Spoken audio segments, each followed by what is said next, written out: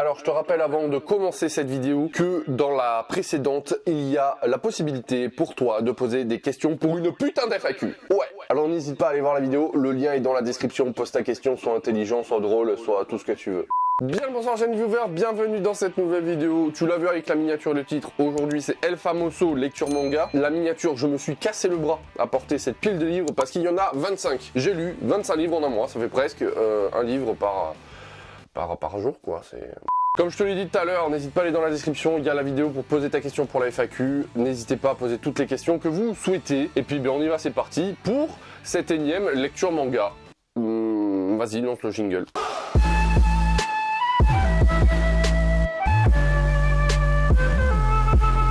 On va aller très vite sur les lectures, comme je vous ai dit, il y en a 25, donc pour pas que la vidéo fasse 1000 ans, on va aller très vite, et on commence avec le tome 12 de Dragon Ball Super. Dragon Ball Super, comme je te le dis à chaque fois, je l'achète pour la collection, parce que je suis un fanakikou de Dragon Ball, j'ai espoir qu'un jour Dragon Ball Super soit bien, du coup j'achète les tomes de Dragon Ball Super, mais voilà, hein, tu connais Dragon Ball Super, même si le nouvel arc de Moro là, est vraiment bien, hein, pour le coup, comparé aux autres, l'arc que j'avais le plus kiffé des précédents, c'était l'arc Black Goku, et c'est l'un de mes arcs préférés de toute façon de Dragon Ball Super. Celui-là est un peu mieux, mais j'achète vraiment le tome parce que je suis un kikou, voilà. On continue ces lectures avec Just Not Married en bon français, que j'ai kiffé ce tome 3. C'est pareil, là c'est une lecture tranquillou. On n'est pas sur du shonen classique, on est plutôt sur de la tranche de vie. C'est un manga en 5 tomes. Kana m'a envoyé le 4 et 5 qui sont juste ici.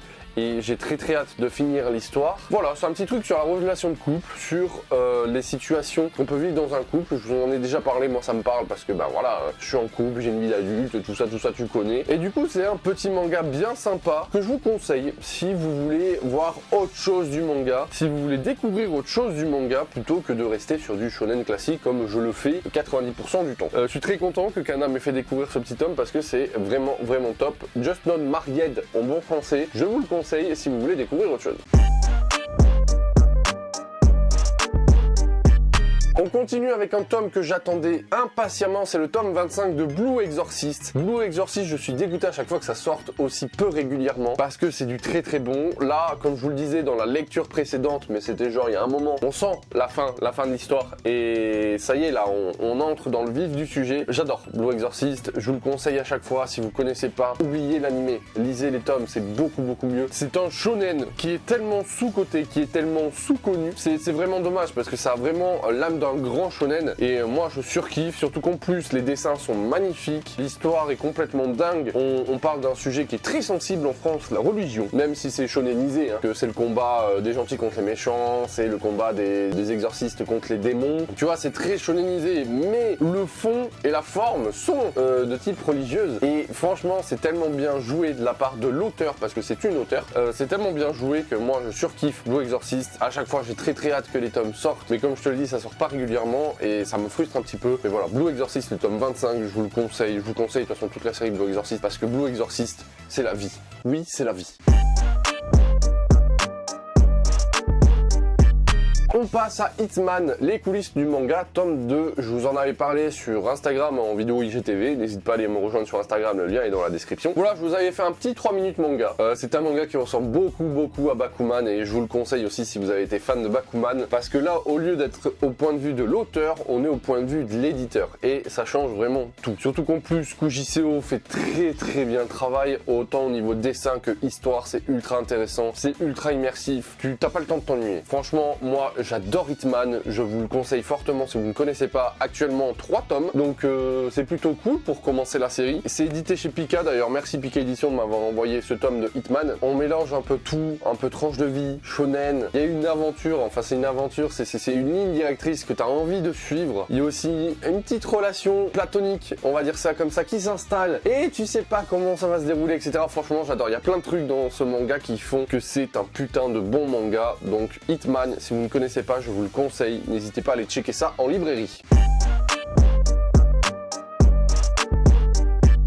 On continue avec mon bébé du moment, vous connaissez, c'est le tome 6 de Jujutsu Kaisen. Alors, ce tome 6 a eu un léger défaut d'édition. J'ai essayé de contacter Kyude pour savoir pourquoi il y avait un problème, etc. Jamais j'ai eu de réponse, ok? Jamais. Bon, c'est pas grave, du coup, je me suis fait rembourser mon ancien livre pour en acheter un nouveau, qui celui-ci, du coup, est dans la bonne édition. En fait, si vous voulez, dans la première édition, on va dire ça comme ça, il y avait un problème de chapitre. Il y avait 2-3 chapitres. Et du coup, il y avait des chapitres qui passaient à la poubelle. Et du coup, l'histoire était pas du tout logique. Donc j'étais un peu frustré à ma première lecture. J'ai attendu que ça revienne en librairie pour aller échanger mon livre. Et donc du coup, je l'ai repris, je l'ai lu une seconde fois. Et putain, Jujutsu Kaisen quoi. Voilà, vous connaissez Jérémy Sensei le shonen. Bah voilà, là, on peut pas faire mieux. Je suis ultra fan de Jujutsu Kaisen. Autant l'anime que le manga, là, c'est mon nouveau Naruto. Voilà, c'est mon nouveau shonen, c'est mon nouveau Naruto. Je suis en surkiff devant Jujutsu Kaisen. J'ai hâte d'avoir le tome 7 et tous les autres tomes. De toute façon, les dessins évoluent au niveau des tomes. Ça se ressent que l'auteur, évolue au niveau des chapitres et des tomes. Et c'est tellement plaisant de lire Jujutsu Kaisen. C'est le nouveau shonen du moment. Je vous le conseille fortement si vous êtes comme moi, un forceur de shonen, un surkiffeur de shonen, un shonenique. Je sais pas si ça se dit, mais un shonenique.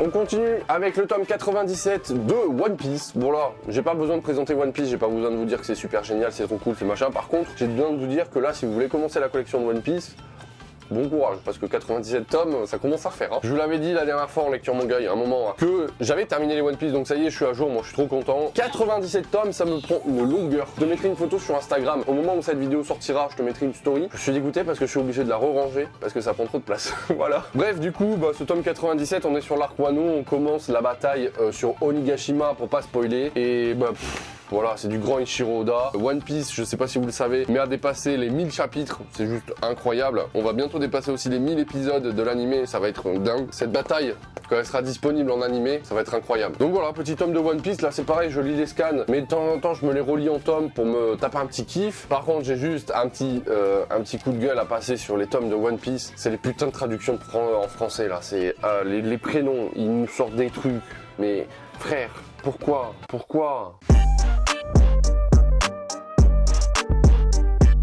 On poursuit avec TPN The Promised Neverland, le tome 17, qui est très bon, et là aussi c'est pareil, on sent qu'on arrive sur la fin, il se passe des choses que on s'en doutait en fait, voilà. Et là tu sens qu'il y a un malaise qui s'installe entre les trois personnages principaux, et je pense que les derniers tomes vont être assez ouf. Il me tarde vraiment d'avoir les 3 derniers tomes, parce que je crois que ça se finit en 20 tomes, 20 ou 21, un truc comme ça. Donc voilà, il me tarde d'avoir les 3-4 derniers tomes pour vraiment voir cette fin qui... Voilà, je suis très curieux de voir comment ça va se finir, parce que j'ai très peur d'être très déçu, parce que j'ai l'impression que la fin est très attendue en fait. Pour le coup, TPN a été très bon tout au long de son histoire, en faisant des rebondissements, tout ça, etc. Et là, je sais pas, depuis un tome ou deux, c'est devenu prévisible. Alors, est-ce que je me suis habitué à la façon de raconter l'histoire, et du coup, j'arrive un petit peu à deviner ce qui va se passer, ou alors est-ce que c'est devenu trop prévisible? Je ne sais pas. Pour ceux qui suivent TPN, qui l'ont fini, n'hésitez pas à me dire dans les commentaires, sans trop spoil bien évidemment, ne spoilez pas du tout même, juste dites-moi si c'est vraiment attendu, si la fin est bien ou pas. J'ai peur d'être déçu de la fin, parce que voilà, tout au long du tome là, quand je l'ai lu, c'était très cool, mais tout ce qui s'est passé, je me suis attendu. C'était un petit peu la suite logique. Mais sinon, TPN c'est toujours aussi bon, et puis voilà, ça va être une petite série en 20 tomes, donc je vous le conseille aussi, bien évidemment. On continue avec le tome 10 de My Home Hero. Voilà, je vous en ai déjà parlé. Très bon manga policier, même si on tirait sur la corde. Et là, ça y est, on a un peu détendu la corde. J'espère que c'est vraiment la fin, tu vois. Si on continue My Home Hero, ça serait gâcher My Home Hero. Je trouve que la seconde partie de l'histoire de My Home Hero est en trop. C'est cool, hein, moi ça me fait kiffer. C'est un très bon manga policier, comme je vous le disais. Mais ça serait arrêté bien avant, ça m'aurait pas manqué. Là, pour le coup, sur ce tome 10, ça a été fort intéressant. En révélation, en événements, etc. J'espère qu'on arrive sur la fin, parce que même si à la fin du tome il y a un dénouement incroyable qu'on pensait pas possible et qui en fait est possible, et voilà, j'ai peur qu'on continue encore sur 5-6 tomes, alors que là ça devrait se finir en 2-3 tomes, ça serait parfait quoi. Là pour le coup, voilà, on arrive au tome 10 et je sens, voilà, pour moi on a trop tiré sur la corde et c'est vraiment dommage. On continue avec le tome 2 de Shaman King, voilà. Shaman King, voilà, j'y vais à mon rythme, hein. Je les lis de temps en temps parce que vous allez voir, je suis à fond sur une série en ce moment, j'ai très envie de la finir. J'essaie de continuer un petit peu les autres séries, mais voilà, Shaman King, j'y vais tranquillement parce que je sais que j'ai le temps. Il n'y a pas des tomes qui sortent tous les mois, donc je suis tranquillou. Shaman King, c'est un manga qu'on m'avait conseillé à l'époque, que j'ai jamais commencé parce que je me suis dit, ouais, non, peut-être, enfin bon, voilà. Et pour le coup, ben si, en fait, c'est vraiment cool. Ce tome 2 est bien meilleur que le tome 1. Le tome 1, j'étais un peu frustré, voilà, parce que bon, on est sur le début de l'histoire et puis on sent que c'est un vieux manga, donc ça commence un petit peu comme Bleach, comme tous ces mangas là où c'est très très long à décoller. Et là, pour le coup, ce tome 2 rattrape tout. Je suis très très fan des couvertures aussi que propose Kana. Surtout qu'en plus, chaque couverture est réversible. Je crois que vous avez les mêmes que les anciens tomes. Je crois que c'est un truc comme ça. Bon bref, du coup, je suis très très fan de l'édition Star de Shaman King. Très content aussi que Kana me les envoie. Merci beaucoup Kana pour tout ça. Et je vais les continuer à mon rythme. Et ben, je vous donnerai des nouvelles, tout ça sur Instagram, sur YouTube, à chaque fois que j'en lis. Bien évidemment, en tout cas Shaman King, c'est très très bon. Achetez-le! On poursuit avec le tome 6 et 7 de Fairy Tail, la quête de 100 ans. Voilà, ça aussi c'est la petite pépite, c'est la petite douceur, c'est... Tu sais, c'est le gâteau que tu manges en plus au dessert quand t'as fait un repas de famille. Tu vois, t'as eu le dessert, mais tu manges ce petit gâteau en plus. Ben voilà, Fairy Tail, la quête de 100 ans, c'est exactement ça. C'est pas une histoire de fifou, c'est pas une histoire dingo, hein, on reste sur la veine de Fairy Tail. Mais en tant que fan de Fairy Tail, ça se lit, ça fait plaisir, et c'est là. Donc voilà, pourquoi ne pas se faire kiffer, tout simplement, j'ai envie de te dire. On reste dans la veine d'Hiromashima et on continue avec l'excellent tome 12 de Eden Zero. Eden Zero, je vous le dis aussi à chaque fois, c'est mon shonen du moment. Je kiffe Eden Zero. C'est beaucoup mieux que Fairy Tail. Pour tous ceux qui doutent d'Eden Zero, on a ce côté Hiromashima un peu cucu, un peu pouvoir de l'amitié, tout ça machin, qui est beaucoup reproché à Fairy Tail que personnellement moi ça me gêne pas. Mais il y a autre chose, il y a un truc en plus dans Eden Zero que je ne saurais expliquer. Voilà, je pense que Eden Zero, Hiromashima il y met tout dedans. Il a fait sa carrière avec Fairy Tail et là bam, il nous sort un truc de l'espace avec Eden Zero, c'est incroyable. Voilà, moi je kiffe Eden Zero, en plus cette couve est juste magnifique. Franchement, foncez si vous avez kiffé Fairy Tail. Alors même si vous ne connaissez pas Fairy Tail, hein, vous pouvez commander Eden Zero parce que j'ai beaucoup de messages sur Instagram qui me disent ouais, est-ce que je peux commencer Eden Zero sans avoir lu Fairy Tail? Bien évidemment, les deux histoires n'ont aucun rapport. Il y a des petits clins d'œil à Fairy Tail dans Eden Zero, mais voilà, Eden Zero, foncez parce que c'est trop bon. Et d'ailleurs, merci à Pika Edition de m'avoir envoyé ce petit tome 12 qui est juste trop bien. On poursuit avec le tome 13 de Dr Stone. Dr Stone, je vous avoue, je commence à me lasser un petit peu de Dr Stone. C'est bête de dire ça, ça me fait un peu chier de dire ça parce que Dr Stone j'adore, mais je sais pas, ce nouvel arc est pas dingo, hein. Je m'attendais à beaucoup mieux. Tout le tome tourne sur... alors je vais pas trop spoil, mais tout le tome en fait tourne, on va dire, sur une action, une chose qui va se passer, et pour ma part c'est beaucoup trop long. Dr Stone nous a habitués à mieux. Voilà, là je trouve qu'on rallonge un peu l'histoire, alors je sais pas si c'est forcé, si c'est pas forcé, si c'est machin, je sais pas et je m'en fous. Mais là, franchement, je suis un peu déçu de ce tome 12 de Dr Stone, et c'est même pas le tome 12, c'est le tome 13 d'ailleurs. Du coup, ouais, je suis un peu déçu. Je sais pas comment te l'expliquer, j'espère que le tome 14 sera beaucoup mieux parce que, voilà. Ce petit tome 13 était plat. Voilà, il était plat niveau histoire, il était plat niveau aventure, voilà. Il y avait pas grand chose d'intéressant. J'étais un petit peu déçu à la fin de cette lecture du tome 13, mais j'espère que le tome 14 rattrapera tout ça. On continue avec le tome 6 de Gigante. Gigante, toujours aussi bon, je kiffe toujours. Et voilà, c'est pareil aussi que Dr Stone, ça commence à être trop redondant. Même si la fin, il se passe quelque chose qui nous met un peu, qui nous fait chier, hein, je vais pas te mentir. La relation des deux personnages principaux évolue beaucoup trop même, pour le coup, parce que à la fin il se passe ce qui se passe. Mais on connaît au coup, il est très très bon histoire parlant. On le voit avec l'Astero Inuyashiki, nous l'avons prouvé avec Gantz. Je sens que cette histoire aussi fera pas beaucoup de tomes comme l'Astero Inuyashiki, mais ce seinen est franchement pour le coup très très bon. J'espère qu'on va un petit peu évoluer sur l'histoire parce que là c'est pareil, ça tourne toujours autour de la même chose et ça commence à devenir trop redondant. Donc j'attends le tome 7 impatiemment pour voir si l'histoire évolue ou pas. Ensuite, c'est l'autre coup de cœur du moment, c'est Chainsaw Man. Voilà, le tome 6 de Chainsaw Man. Je vous avais raconté que voilà, le tome 1 et 2 étaient pas fifou, et puis depuis, je kiffe Chainsaw Man. Et là, on reste toujours sur la même veine. C'est toujours aussi drôle, c'est toujours aussi glauque, c'est toujours aussi n'importe quoi. Et moi, ça me fait kiffer. C'est un shonen, il est indescriptible. Si je dois donner une description à un shonen, ça serait n'importe quoi. Il est complètement what the fuck, en fait. Et ça en est tellement what the fuck que ça en devient bien. Je sais pas s'il va y avoir un animé de Chainsaw Man. Je crois que oui, je suis pas sûr. Mais quand il y aura un animé de ça, si, bien évidemment, le studio qui fait ça ne va pas censurer à mort Chainsaw Man, parce que bon, voilà, il y a beaucoup de sang, il y a beaucoup de trucs un peu gras, un peu gros mots, un peu, tu vois, qui parlent de cul, ça parle de décapiter tes têtes, enfin voilà, plein de trucs comme ça. J'espère vraiment que l'animé sera bon parce qu'il y a vraiment un fort potentiel avec Chainsaw Man. 6 tomes disponibles chez Kazé, je vous le conseille, n'hésitez pas à aller checker ça en librairie. Et là, c'est le petit coup de cœur de ces lectures manga, c'est le tome 27 de My Hero Academia. My Hero Academia, ce tome 27, j'ai acheté le collector parce que je suis un kikou, voilà, tout simplement. Et puis, j'ai trouvé cette couverture tellement stylée. J'ai vu que c'était fait par un dessinateur de comics, alors je pourrais pas dire le nom. C'est Ryan Stegman et Matthew Wilson, voilà, qui l'ont fait. Je sais pas ce qu'ils ont fait. Pour les amateurs de comics, dites-le en commentaire, comme ça on sera fixé. Mais ce tome de 27 de My Hero Academia, ça y est, on enclenche une espèce de grande guerre là qui commence à sentir bon. Je dis pas que c'est le meilleur des tomes qu'on ait eu, même si pour le coup la fin était ultra spectaculaire, mais il me manque un petit truc, tu vois, une petite pointe de sel pour rendre ça tellement épique, mais je sens que ça va arriver dans le tome 28, donc j'ai très hâte de lire le tome 28, je sens qu'il va être très bon, mais je sens aussi qu'il va sortir très tard, genre dans 2 mois. Mais voilà, My Hero Academia c'est toujours aussi bon, ça aussi j'ai pas besoin de vous le présenter, ça a tellement un succès fou My Hero Academia, que vous avez pas besoin de moi pour... j'ai oublié mon mot.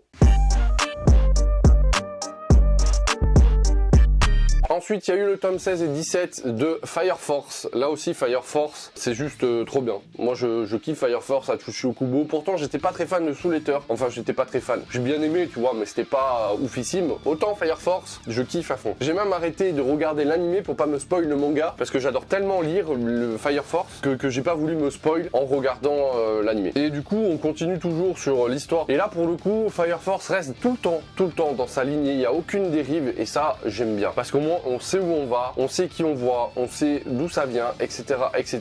Même si, tu vois, il y a des petites dérives d'histoire, mais on va dire des petites quêtes secondaires, ce qui est normal, sinon ça serait trop platonique. Mais Fire Force, c'est l'un des rares mangas qui reste toujours du début à la fin. C'est vraiment, j'ai oublié mon mot là aussi, mais c'est vraiment, tu vois, carré. On avance, il n'y a pas d'accélération, de ralentissement. On est toujours sur la même croisière, sur la même vitesse de croisière. On avance petit à petit, et voilà, il y a des événements qui se passent un peu inattendu, ce qui est normal, on est dans un shonen, mais je veux dire, ça casse pas le rythme du manga, voilà. Le rythme est toujours le même du début à la fin, et c'est ça que j'adore avec Fire Force.